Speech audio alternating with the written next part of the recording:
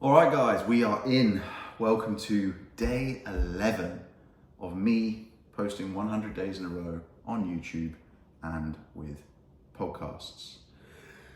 And today's topic is slightly more morbid than some of the other ones, but nonetheless, I feel like it is incredibly important. But before we get into that, as always, let me briefly introduce myself for the people who have stumbled across this podcast or this YouTube channel and have absolutely no idea who I am.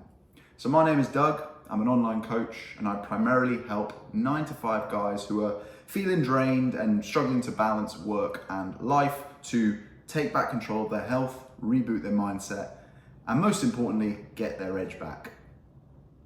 Okay, so today, what the fuck has gone wrong?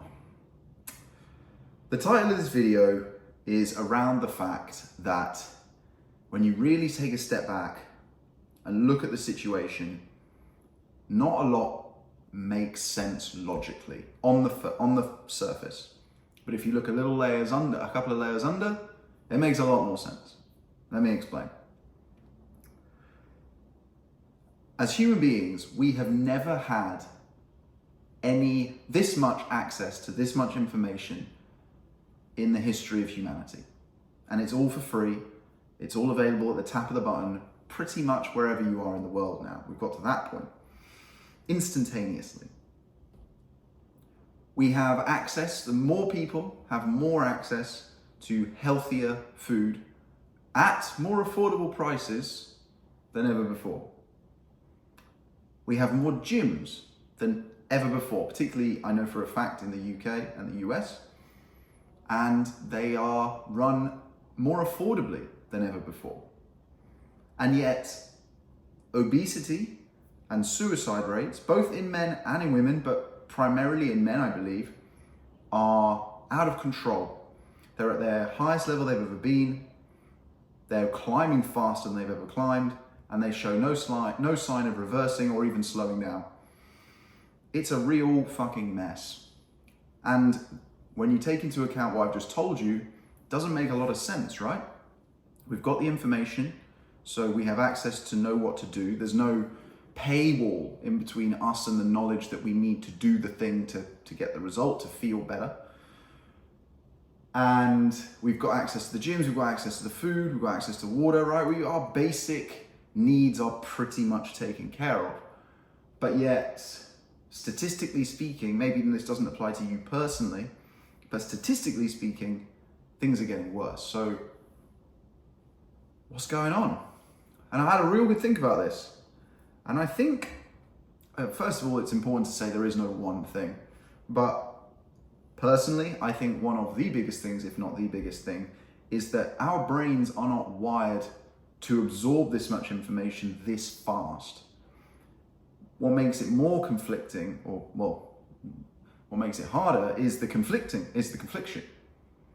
So when you've got multiple sources of information who are authority figures or perceived to be authority figures, giving you directly conflicting information, it's very difficult to know what to believe and what to do. And as a result, the default function of your brain, whose job is to keep you alive at its very basic level, is to just do nothing. That's the default option because that's the safest bet. Do nothing, right? You walk into a casino, the safest bet is not bet red or bet black, it's to not bet, right? And your brain is basically making that same decision for you. If it doesn't, it's not that it doesn't have the information, it's that it doesn't know what to do with it or what to believe. So its default setting is to do nothing. And it's paralysis by analysis. And it's really messing us up.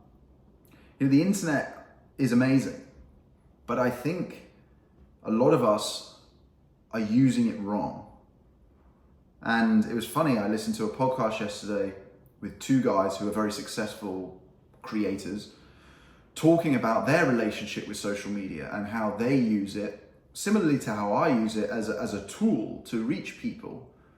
They have curated their who they follow, who they subscribe to, but these algorithms are so finely tuned that even they will go on the platforms to do their daily posts or reply to comments or respond to messages, and they will still get sucked into the doom scrolling, and suddenly 15 minutes, 30 minutes has passed and they haven't even done the task that they went on the platform to do. And that's the professionals.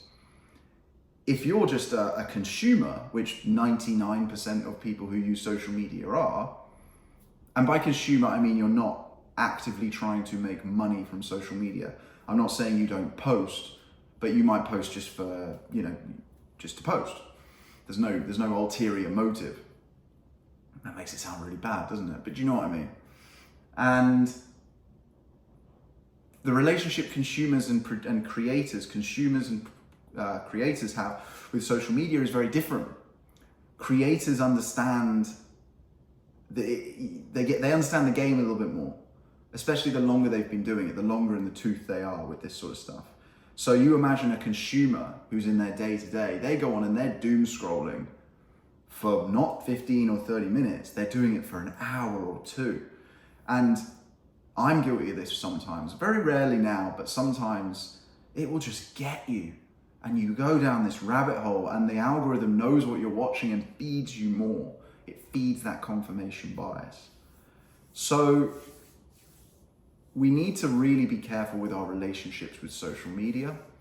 I think we need to be very curated around who we're subscribing to and who we're following. I think some basic solid principles are, how does that person's content make you feel?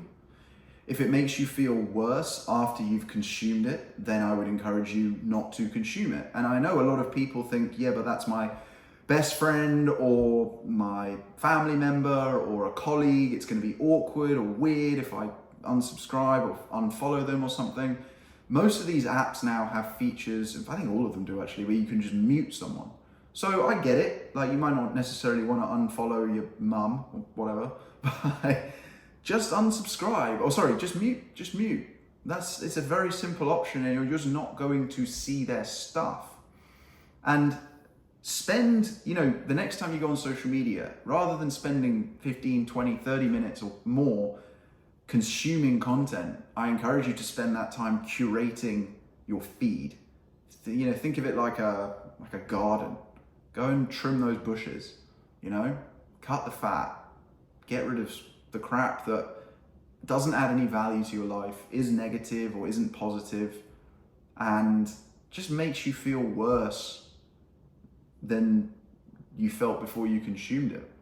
And you can go into this with effectively like a 3-strike policy. So I'm not necessarily saying like go on and be like an emotional reactive toddler. I'm saying go on and say, right, as of today, everybody's on a 3-strike policy. And it could be anything. It could be that they just, like, I'm guilty. I'm not, I say guilty, I'm not guilty, but I post a lot of crap, basically. And people unfollow me and then refollow me. I don't get emotional about it. I don't care. I understand that I'm not going to be everybody's cup of tea. I understand that I'm going to trigger some people, and that's absolutely fine. I'm not in it to try and please everybody, and neither should you be. So it's your social media, it's your account. It's a little bit like your bank account, right? Treat it like that. You wouldn't let someone come in and control that, would you? Unless you're Britney Spears. You're in charge of it. You're in control of it. And I think when it comes to information and knowing what to do and what to believe, I do believe at a gut instinctual level, we know who we can trust and who we can't. The other thing to think about is the difference between opinion and advice. Okay, and this is quite a useful gauge when it comes to social media. Advice is coming from someone who doesn't necessarily have a vendetta or an ulterior motive, and they've actually been there and done it. And they do it professionally. So they've worked with people who have been there and done it. So they've advised other people professionally.